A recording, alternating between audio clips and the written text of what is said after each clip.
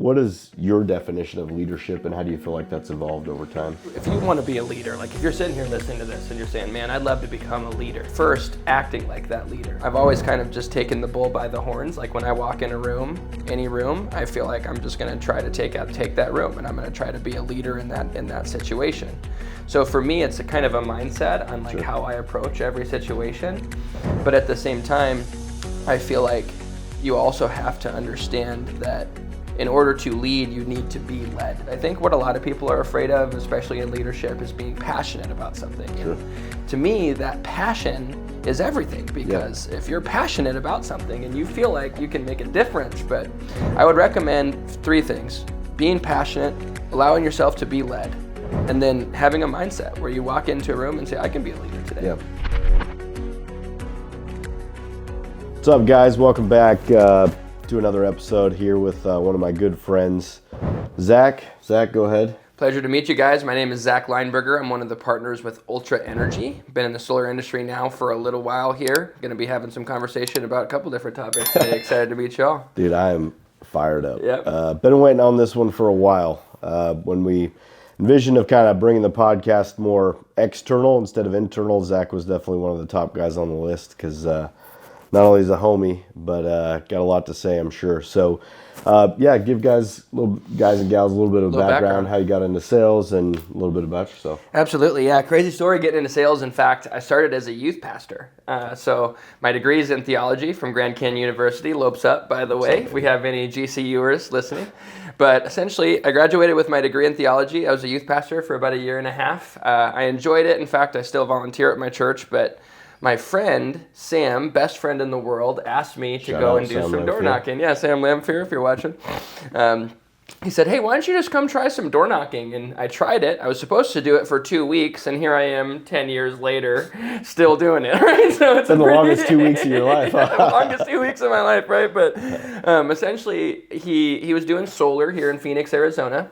And he was, at the time, he was like, man, you should just try it out. So I tried it out, and I really enjoyed helping people. You know, what I found out with solar specifically is that not only can you make good money, but you can also help people save money on their electric bill. Creates a win-win kind of situation, right? So over the last 10 years, I've created some of my best friends by knocking on their door, which is pretty crazy to think about. So. No, and I remember first saw you at the other company that we all worked at together, and like, what I always just remember, dude, you're just a freaking ball of energy. Yeah. Everybody always loved you, and dude, I was very amazed at like how natural I feel like you took to knocking on doors. 'Cause I remember, I don't know why this is like ingrained in my mind. Didn't you have like a little truck or something? Yeah. Oh yeah. We were out in some neighborhood and like Surprise, and I remember I'm pulling up to like go knock with you, and all I do is see this little kind of beater truck, and then you're out there, dude, with a flat brim hat, just pounding the pavement. Yeah. Like, most of the newer guys would kind of wait, in their car for an older guy to come and join them in neighborhood, dude. But you're already like out there, and I remember just after following you on a few doors, I'm like, dude, he's got this under control. You know what I mean? And it's very unorthodox, because I know like most of us, maybe it's just more me too, but like I was more of like script and like little, not super personable up front, a little bit of a mix of personal and business, but I was always kind of more direct and to the point, where I felt like you were always just out there kind of like making a friend and starting a conversation and stuff. And I guess for you, like obviously nobody's like a natural born salesperson, but where do you feel like kind of that drive to try sales and like being good with people came from?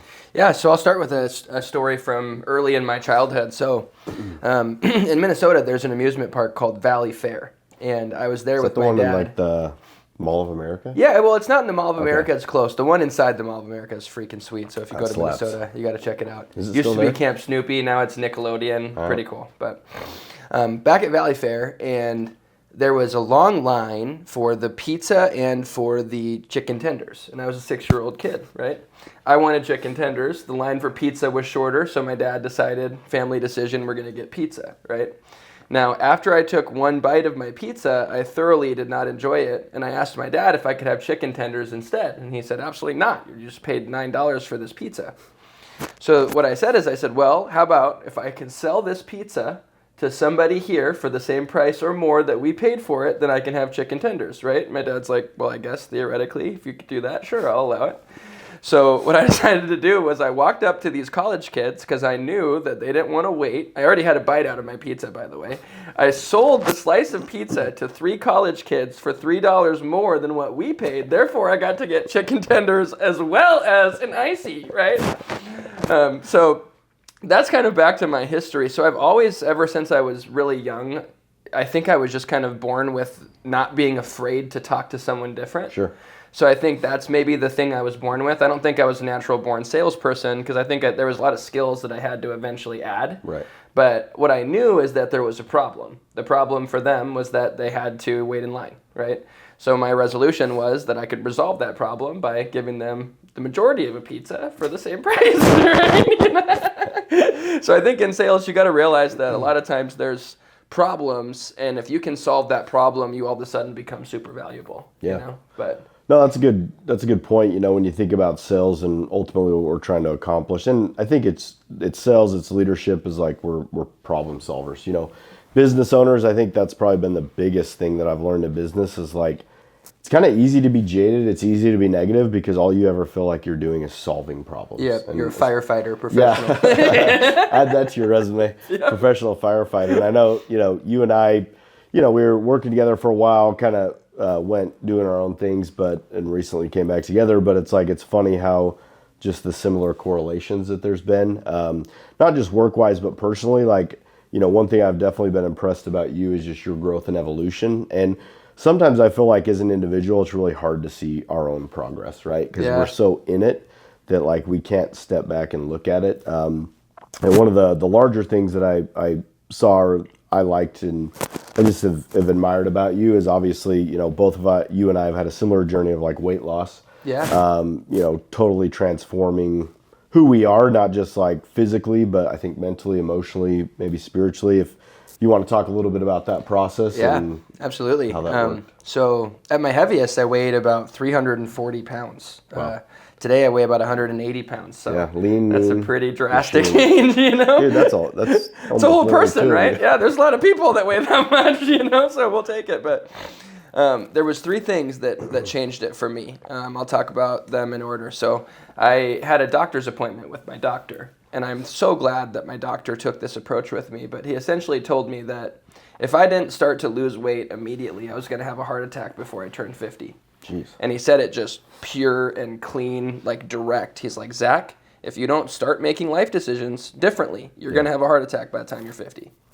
Then later that week, my best friend in the world, Sam, who we mentioned a little earlier, we were working together, and he said, hey, I wouldn't want to work with you until we're in our 50s, man. I want to work with you a long time, and the decisions that you're making for your health are just not going to allow us to have a long-term working relationship because you're just continuing to not prioritize your health. Yeah. So I'd love to see you make those changes. So 2 of those changes happened within maybe 48 hours of each other, right? And I wasn't ready for those 2 conversations. And then you fast forward a little bit, another one of my friends mentioned to me, said, Zach, you're running a big company, you got a lot of things going on.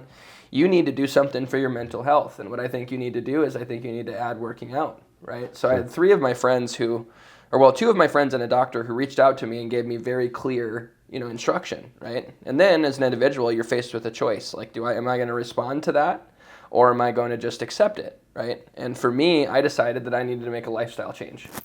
And it wasn't a diet, it wasn't, a fad, it wasn't something that I was going to do for a little while.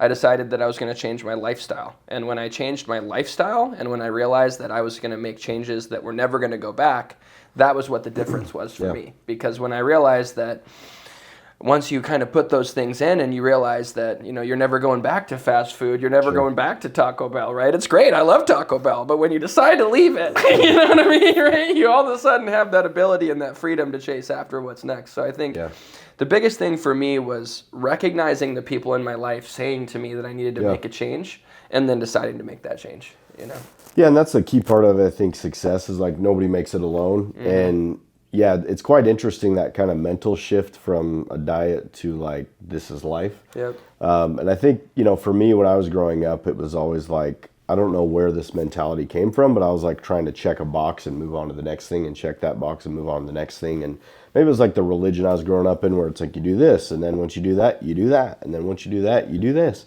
And it's like kind of this check, check, check, check, check. But like what I found at the end of that was like, that wasn't teaching me lifelong happiness and success principles, because all of the good things in life, there's no like check and we're done. Yeah. And I think that, when you kind of spoke to it, business, life, relationship, diet, exercise, like lifestyle, is there's no end in sight, because whether it's financially, business wise, personally, with weight, it's like you could literally go backwards at any time. You have to keep going, and it has to, like you said, become, a part of a lifestyle. But other than like maybe physically, like what other things do you feel like kind of going through that journey and now looking back, like are there some things you learned or kind of felt along the way that you feel like kind of stuck with you? Yeah, one of the things that I would absolutely recommend to everybody is to attend therapy, to have some sort of counselor or some sort of person in your life that's actually having intentional conversations. Because what happens is in normal life, it gets really busy and you don't sit down and have intentional conversations about what's going on. Right.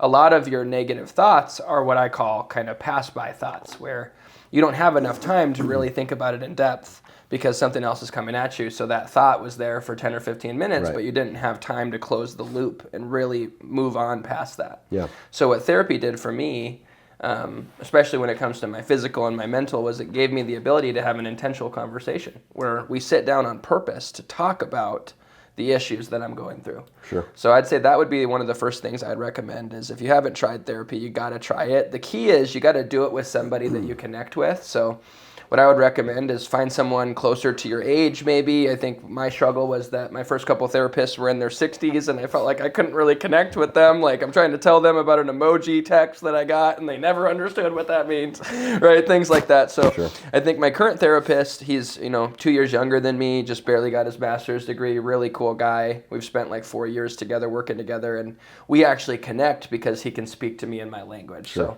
I'd say that's major. Secondly, I would say that it's really important to write down the direction that you want to go and kind of visualize the direction that you want to go. For me, I kind of heard a lot of that in the past and kind of didn't really give it much attention. But as I continued to grow, I realized that when I gave myself essentially an end zone or essentially a goal, then now I have something I'm chasing after. If you're not chasing after something, you're just running wildly.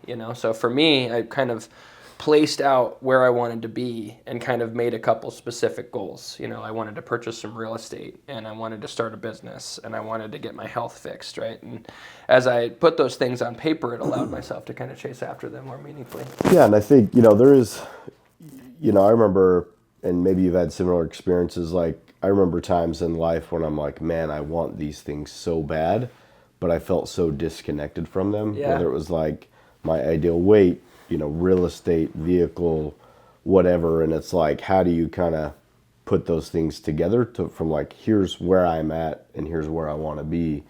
And I think just along those lines, like for me, like I've been working with a coach for about 7-8 years, maybe even longer now. And it's like, I invest in that, but really that's an investment in me. Now I have a personal trainer, I have a dietitian, I have a financial advisor. Like what we know is very limited, because if you think about, you and then myself, like I was close to 300 pounds at one point. It's like, there's a certain mindset to be that way. There's a certain way of being, and to be able to change that and make it actually last, things have to change. And sometimes it's a new perspective. And like you said, it's like being able to, there is power in just saying, these are the things I want. I don't quite know how I'm going to get there, but them kind of sitting there on the shelf, like, over time, as long as you're working on yourself, investing in yourself, you're eventually going to be closer than where you would. And there's kind of that saying where it's like you can either live with the pain of trying to get through that to become that, or you're going to live with the pain of like regret and being like, shit, like I'm never going to have those things.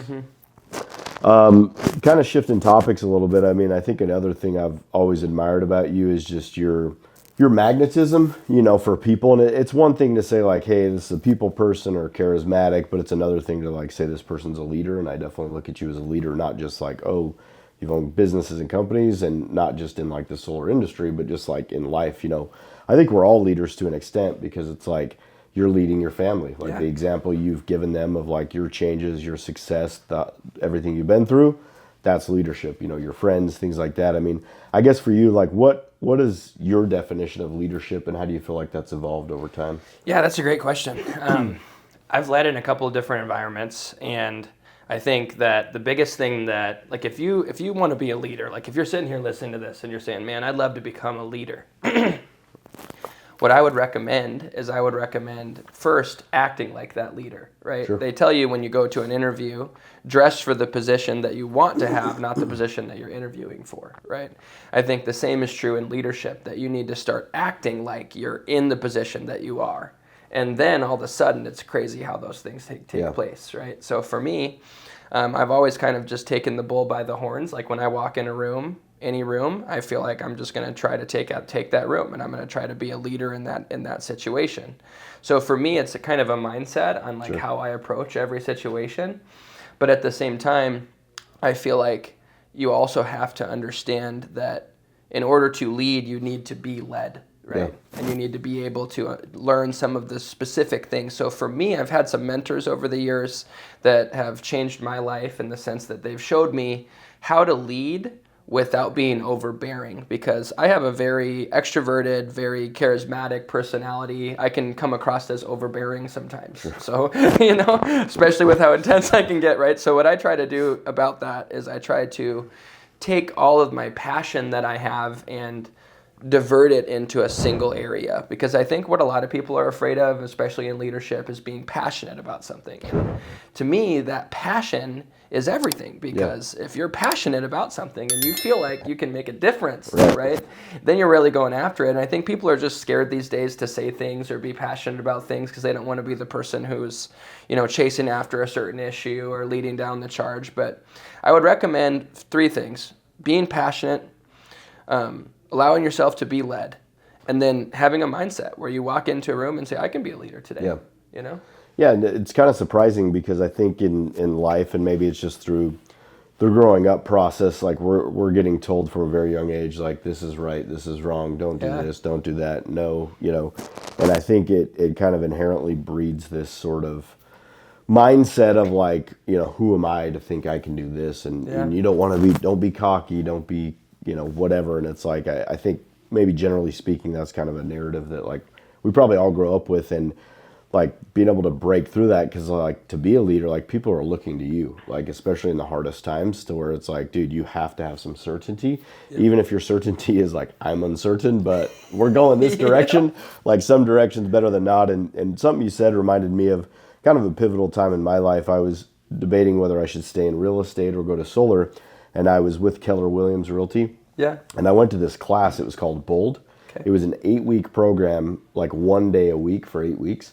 And it was build a life by design, not by default, is what it was meant to, or like that's what it was. And there was a saying in there that kind of changed my life that definitely coordinates with what you said. It's called be, do, and have. So it's like you have these things you want to have. The first step in that is to be that type of person that could have those things. And then the second thing is, once you feel like you're being that person, even if it's just kind of fake at first, then you start doing those things that person would do, that they can have those things. And I think that's really where the rubber meets the road, is that any of us can sit on anywhere and we can say a positive affirmation and we can say this, I'm that, whatever.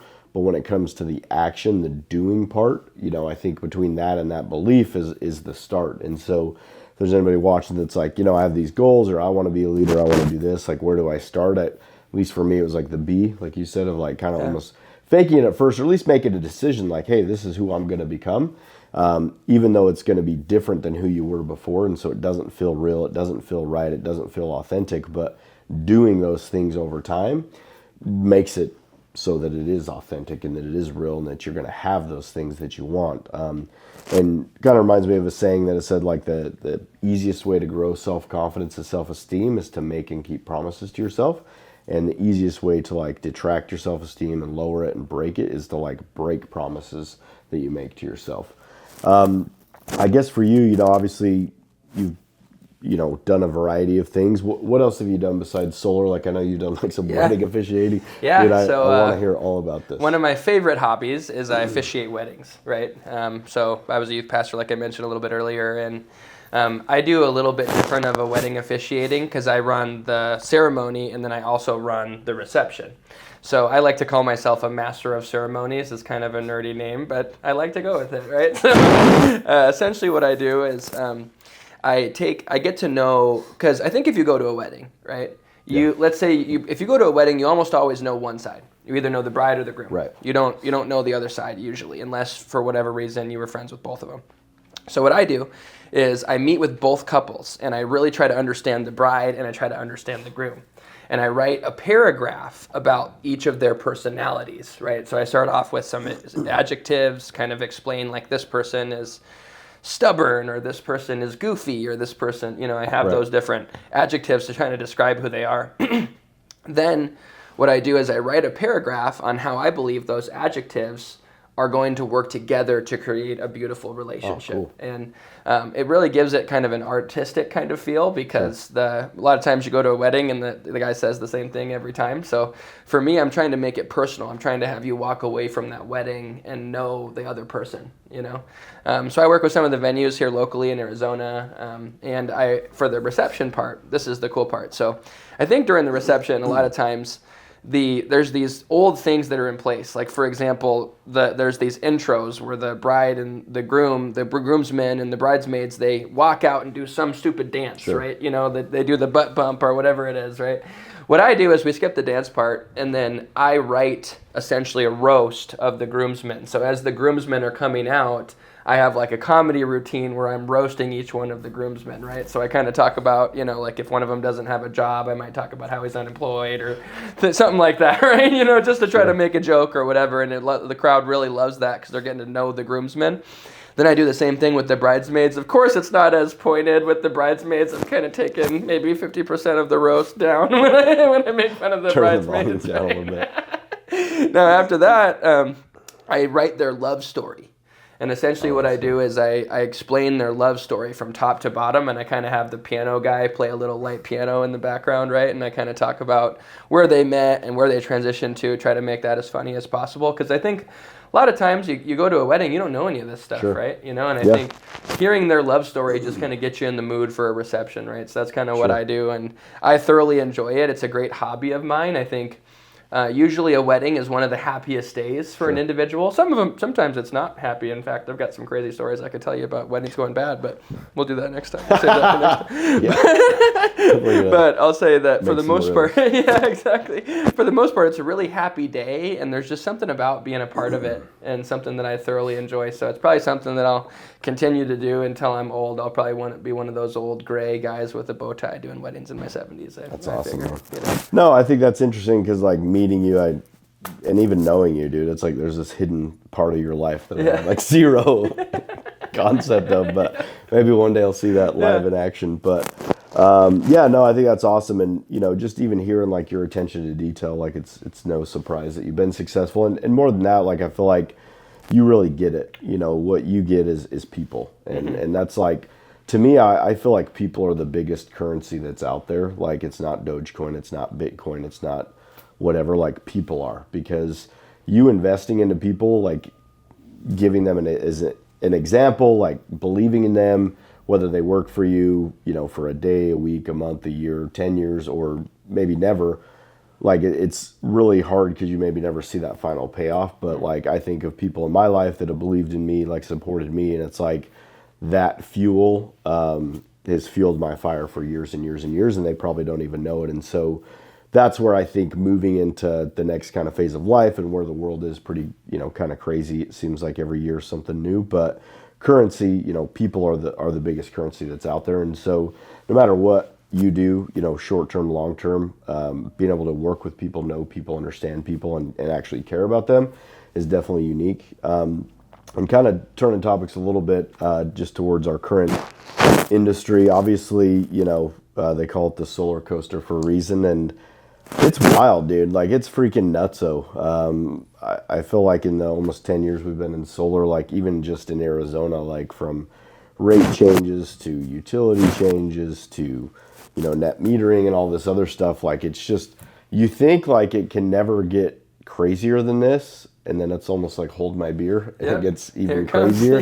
And then things kind of out of left field. I mean, I guess for you, like, what's kind of, important to you right now? Like, obviously there's a lot changing in solar, and like my thoughts are this, like, we get people all the time that say like, oh, like the market in Phoenix is saturated, solar's kind of a thing of the past, like let's move to this, let's do to that, kind of hop it on. Like, I mean, what motivates you to keep going? And I guess for you, like what's kind of next for you on the solar journey? Great question. So solar, I think there's been a couple major things that have taken place. I think that the utility companies have had some political, here in Arizona at least, APS, TEP, SRP, they've had some wins recently in some of the elections that we've had. Right. And if you look at how some of this is set up, whether SRP is a private company that has no government oversight at all, and still today votes based on the acres that you own. So if you own 500 acres, you get 500 votes. If you own 0.43 acres like myself, you get 0.43 votes. That's literally your say when it comes to how SRP operates.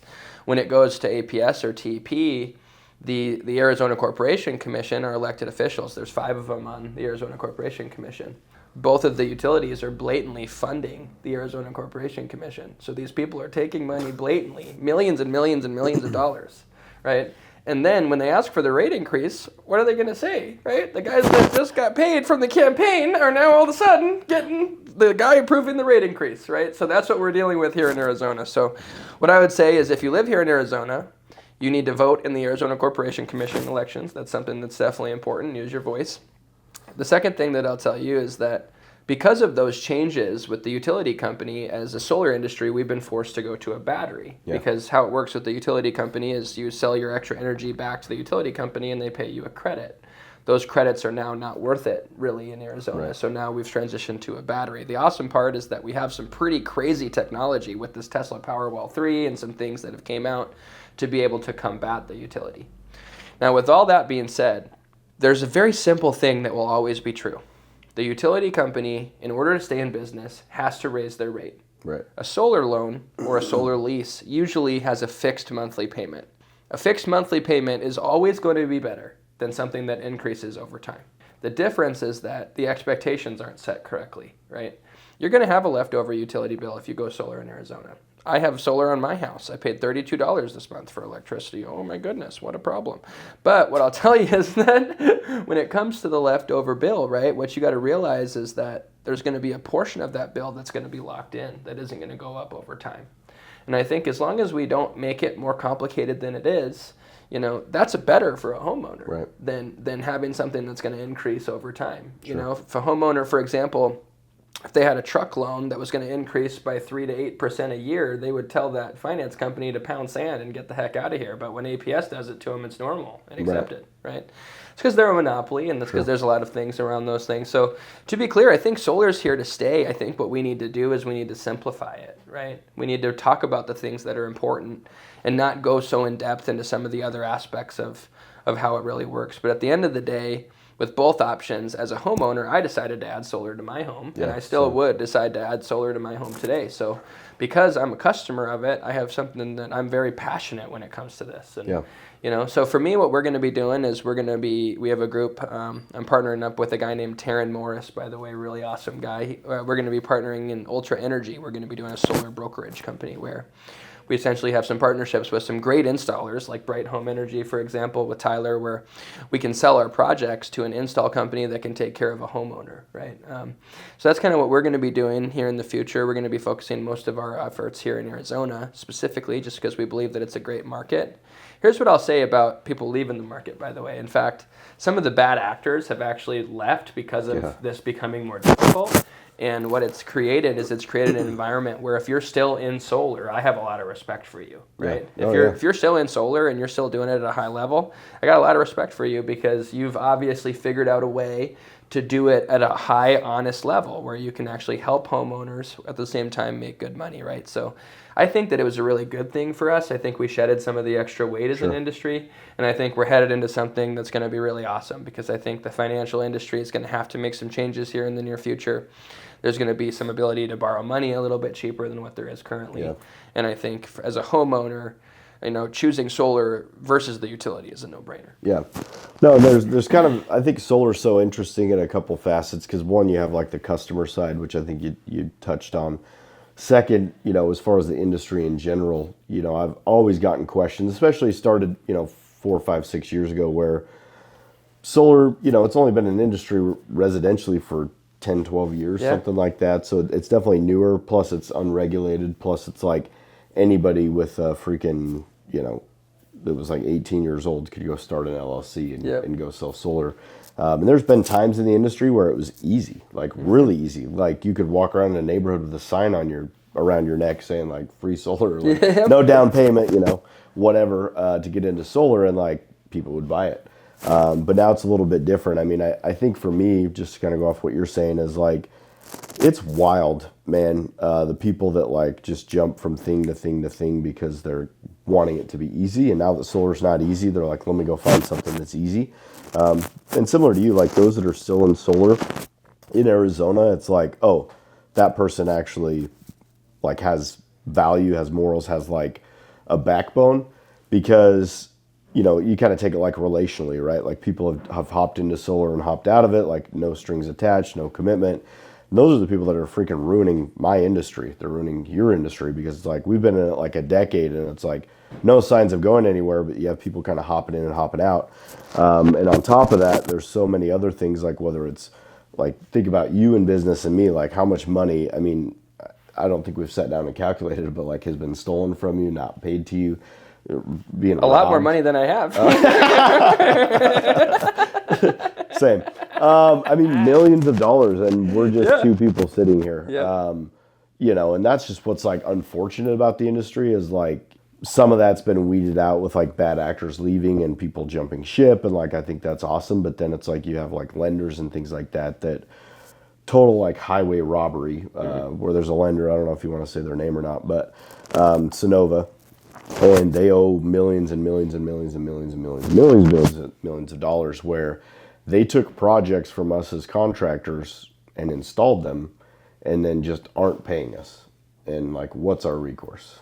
Absolutely. Yeah. I mean, at the end of the day, man, in every industry, I think there are people that are trying to take advantage of the system, or there are corporations that are trying to take advantage of the system, I think the important part is to do as much vetting as you possibly can. As you're working in the industry, it's really important to try to get to know some of these companies and understand kind of how these companies operate, right? But for me, what I would say that at the end of the day, it's funny because a lot of times you would say, man, Zach, you've lost all this money over the years, whether it's a lender or a company that didn't pay you a commission or whatever it is, right?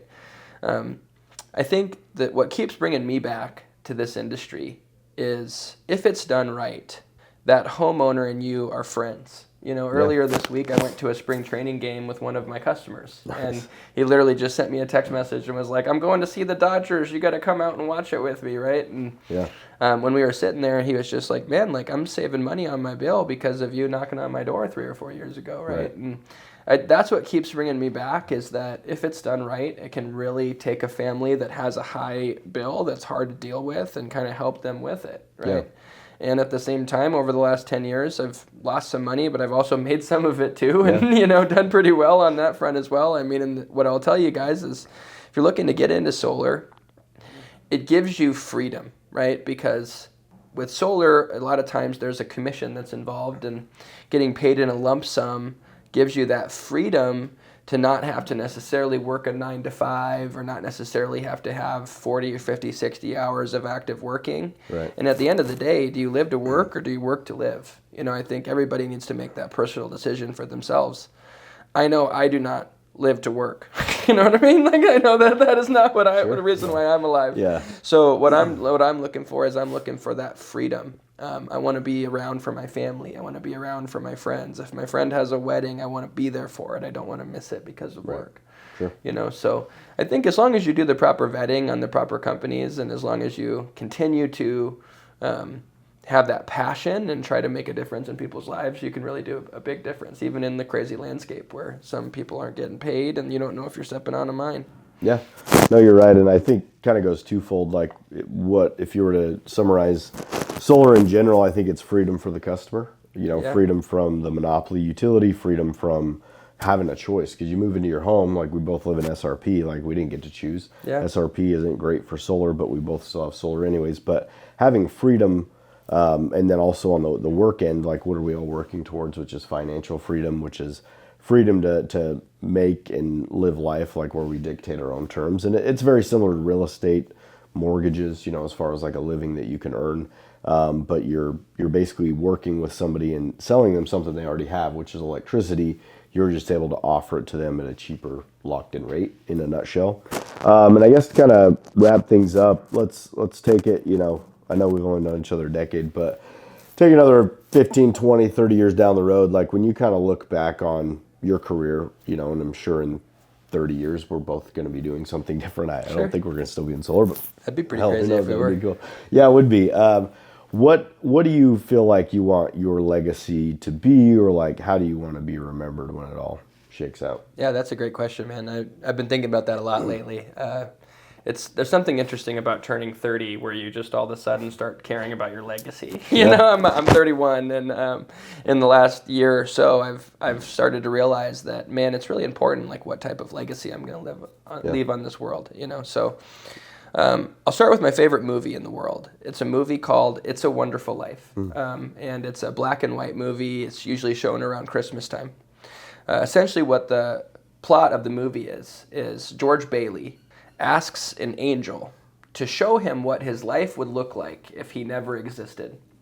And an angel essentially shows him what the world would look like if he never existed. Right. So he goes to his wife's house and his wife doesn't recognize him, and he goes to his kid's house and his kids don't recognize him, and it's a pretty crazy plot, right?